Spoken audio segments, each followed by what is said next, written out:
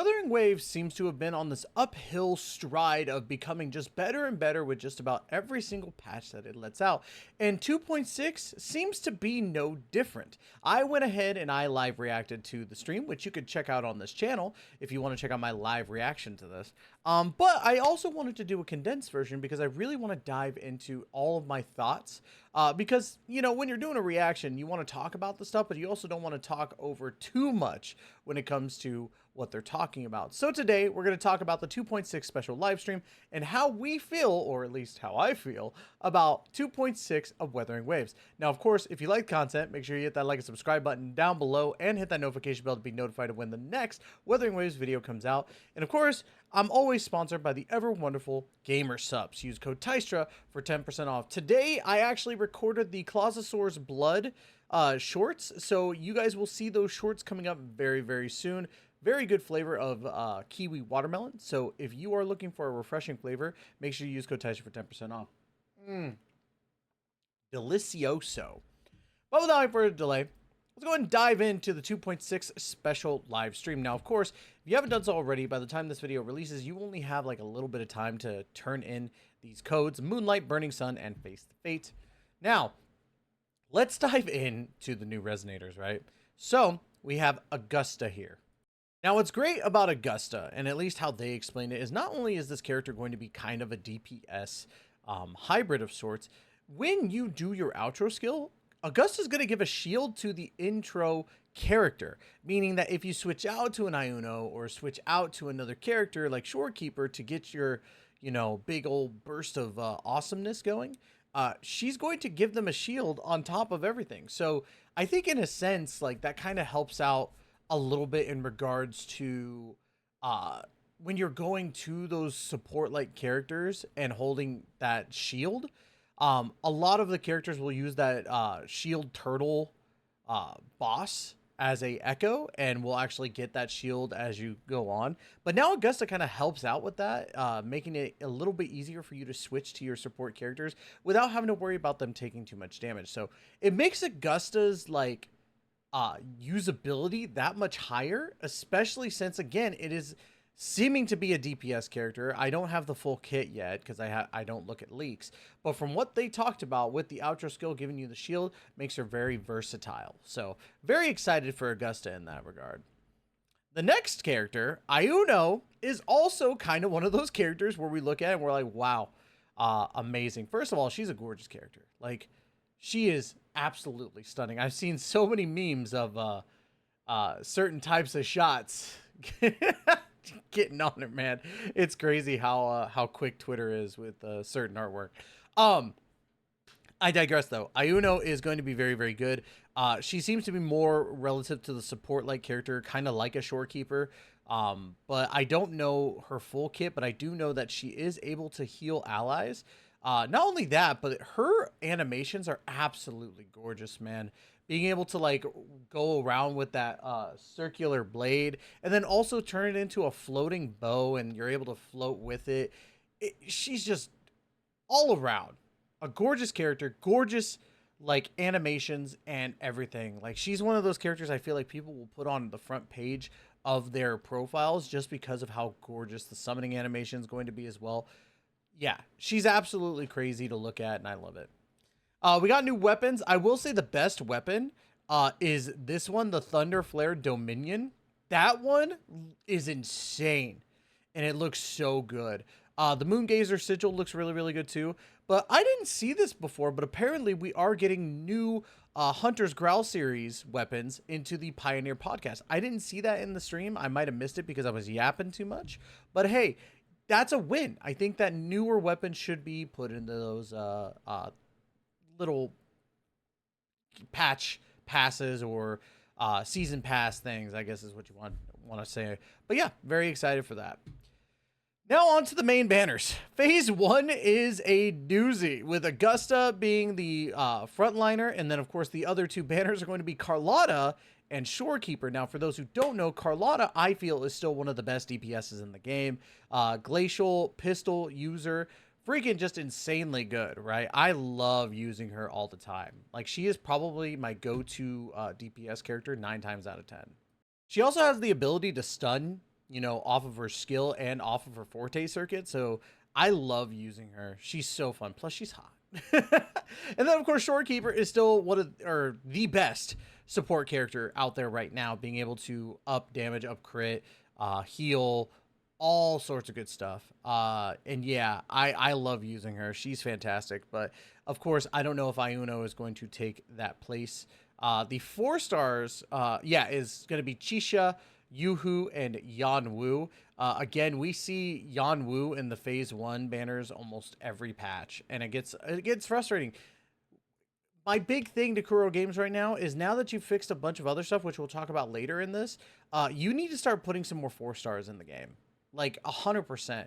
I don't want to see this game go the route of Honkai Star Rail, where they just never add a 4-star again, right? And it would just suck. It would just absolutely suck. So please add more 4 stars into the game. Add more free-to-play options. I think that it desperately needs that. You're going to be sucking like the Primo Gems dry out of the masses, right? So please help us out there, Kuro Games. And on top of that, we got Phase 2 here, where we get, obviously, Iuno as part of Phase 2. And, of course, we also get Jacona getting her rerun. Now, Jacona is really, really nice for your Spectro Frazzle teams and your Arrow teams. So anybody that's leading with a Gion, or anybody leading with a Zani or Zani Phoebe combination, or even a Jinsei, if I remember how to say her name correctly, she's good for those types of teams, to be honest. Even with the Spectro Rover, still pretty good, and the Arrow Rover, to be honest. But yeah, very good units to run in these sets of banners, so definitely very happy about that. We're also getting, during Iuno's part of the phase, a free 10 pull for the characters and a free 10 pull for the weapon. So fantastic news. Obviously, free pulls are amazing, so let me know in the comments down below when she comes out if you got something good. We got the new main quest, which to me had a bunch of like really good stuff about it.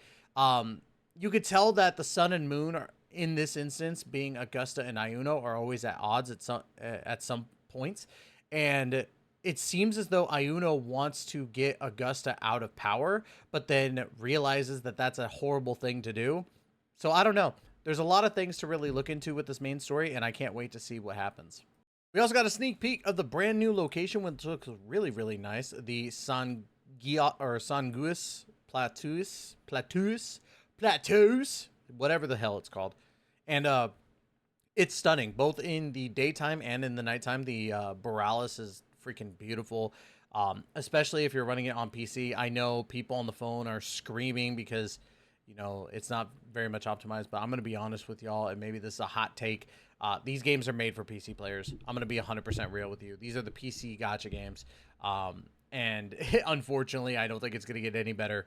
But yeah, so we got that. We got some new echoes coming, mainly boss echoes, it looks like, with the False Sovereign, the Chorosaurus, and the Lady of the Sea. These two being the bosses, the False Sovereign and the Lady of the Sea, and the Chorosaurus being I think it's a 3-star enemy, if I remember correctly. We're also getting new Nightmare versions of certain ones: the Nightmare Gullpuff, the Nightmare Churpuff, and the Nightmare Scion Feathered Heron. Or actually 6, my bad. We're getting 6 of them. Because we're also getting the Violet Feathered Heron, the Arrow Predator, and the Electro Predator. So very cool. I like the fact that they're actually not only expanding the normal echoes, but giving different versions of the old echoes as we see them, right? So also, if you see me reaching up, it's making sure that my PC's all hot, or not hot, but yeah. Then also we got new Phantom Echoes with the Fallacy of No Return getting a Phantom Echo going Super Saiyan. And then we also have the Phantom Karasaur, which gets this nice red and black finish, which I'm all for. I think they look really, really good. We're getting brand new 3-piece set Echo sets, or Sonata effects, with the Crown of Valor.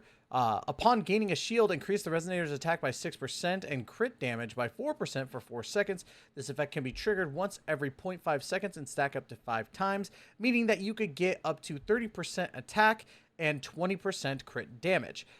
So probably making sure that you get your switches ready to go.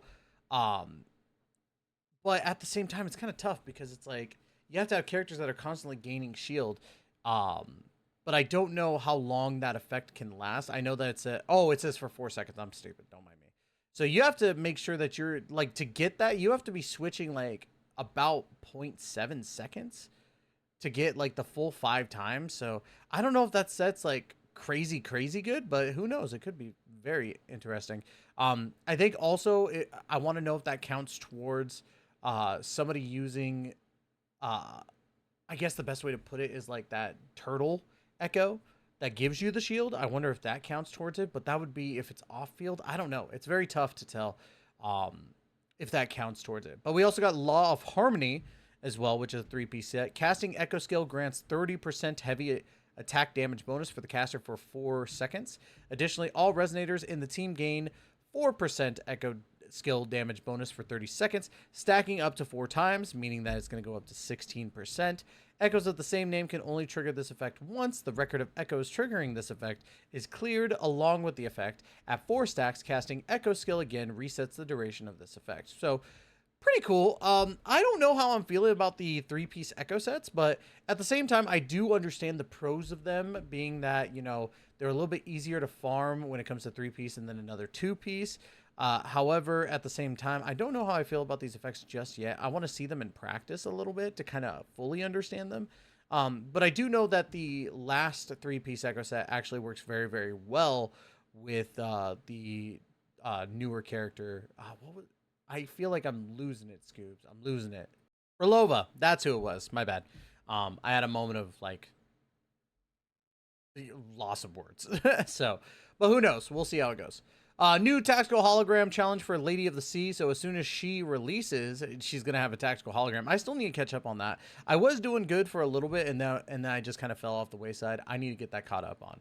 So we got some new optimizations. Optimized flight. Press the flight button in any open space and ascend and start flying without the need to rely on the elevated terrain. Additionally, flight will become available for Jinzhou and Black Shores as well. Big, massive flight update. Everybody in the community has been complaining about this because honestly, the exploration part of those first 2 areas is just not that fun. So being able to have that flight is going to make it a lot easier. So very cool. And very excited for that. There's also another update coming in just a moment. But we do have updated permanent events. Updated and optimized the Fantasies of Thousand Gateways mode. Added floor 3 and floor 4 to the hazard towers with more rewards, meaning that middle tower is now a 4-floor tower, right? Overdrive zone will become available when the stable and experiment zones are cleared, meaning that you can clear the like 2 side ones. You don't have to do the middle one now. Updated the Burning Waves feature in the Whimpering Waste. Added record sync feature, which means that now we can claim rewards up to a certain point. So very cool on that as well. Each cycle refresh will now automatically clear certain floors based on the progress made in the previous cycle. Now, optimized exploration mineral collection spots will be marked on the map, and the detection range of the loop mapper has been increased. The tracking feature has been added for specific exploration questions in Jinzhou, including viewpoints, blobflies, and frost bugs. So very cool that they're making it so that exploration is a lot easier as we go into those old sections. I do want to also preface that they did say during the live stream that they will not be adding flight to future regions. But I still feel that there's always a chance for that, especially since they originally said they weren't going to add flight to the Black Shores and to Jinzhou, and they did. So who knows? Maybe they will, maybe they won't. We'll see how it goes. Optimized gallery. There is now a weapons category in the gallery. Optimized interface. Added one-click collection across most of the pages that list claimable rewards. New keyboard shorts have been added to the PC version, which is great. I love the fact that they're adding the you can claim multiple instead of having to click each one individually. That got really annoying. And then, of course, optimized graphic performance. Frame generation support on PC will be extended to more graphics cards, including FSR3, XeSS2, and DLSS4, depending on the support. Very cool stuff. We also got a bunch of special events. We got a good chunk of exploration events with Hunt of Ash and Steel, Sanguis Platus Travel Atlas, and Prince of Platus, or Plateus. Is it Plateus? I don't know. We got a new tower defense mode, which is very similar to the tower defense mode that was in Genshin Impact. And the only reason why I'm saying that is because it is reminiscent of that, but also extended to where you can have what seems to be an unlimited amount of traps set to clear the enemy. So I'm digging that. So very excited for that. I actually love that mode in Genshin Impact. I'd love to see Woowa's twist on it. We got the 7-day login event for Gifts of the Hunt, Second Coming of Solaris, which is basically an event that seems pretty cool. I think it's like a event where you can bring somebody back into the game, if I remember correctly. I might be wrong on that. Marks of the Wild, which is kind of like the colors event that we got just recently, where you have to match all the colors together, but instead what you're doing is you're making sure that all the blocks connect to each other. So very cool on that. Moonlit Revelation, we got Beyond the Waste Renacita event, which is another exploration event. Well, I think that's more of the Lalo event, if I remember correctly. Wind Rider Project, which is the flight event that's coming to both the Black Shores and Jinzhou to help bring in the flight. And then, of course, back to Solaris. This is the return event. Never mind. Then what is this? What is it? What is this one? The Second Coming of Solaris. I got to figure that out.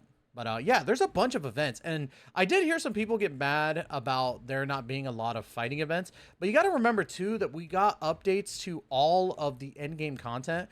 So to me, I feel like they did include fighting events. They just didn't bring back like Babylon Tower and stuff like that. So overall, this update seems to be a great update. I think I put it, when it comes to live streams, the presentation was an 8.5 out of 10, and this update could be an 8 out of 10 or a 7 out of 10 if you're, Genizad.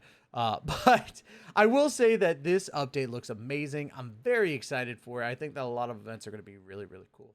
So, but what do y'all think about this? Like, comment, subscribe, and let me know down below what you think about 2.6 and if you're excited for everything. By the way, they did put a teaser for the update after that where it's going to be Galbrena shooting Cardathia. Like, I wish that was a sentence that that didn't sound as crazy as it does, but it's the truth. That ending cutscene is insane. My God, I wonder if Cardathia is going to die, but there's a lot of red herrings, I guess is the best way to put it. So let me know in the comments down below what you think about 2.6. Love to hear your thoughts. And that's going to be it today. Love you guys to death. And as always, we will see you in the next video. Please take care and be safe.